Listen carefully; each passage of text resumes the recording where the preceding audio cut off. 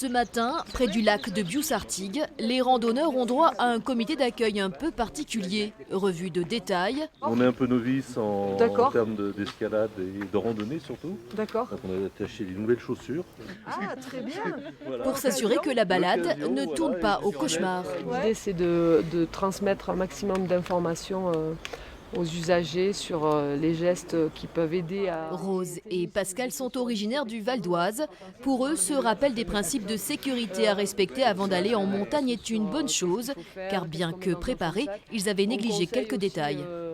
Déjà le 112, moi j'allais appeler le 18. Voilà, les bras en croix pour signaler à l'hélicoptère que c'est nous qui sommes en détresse. Voilà, puis bien se couvrir, une casquette.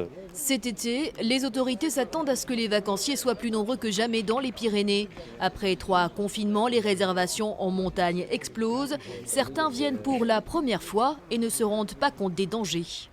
Être surpris par un orage par exemple en fin de journée ou en milieu de journée et du coup ne pas avoir le matériel adapté, se retrouver sans affaire, tout ce qui est Gore-Tex, des vêtements imperméables, couverture de survie pour se mettre à l'abri.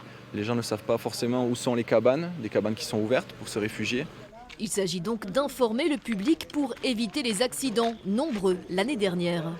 On a eu particulièrement une augmentation des interventions, peut-être due au confinement où les gens se sont rabattus sur la montagne.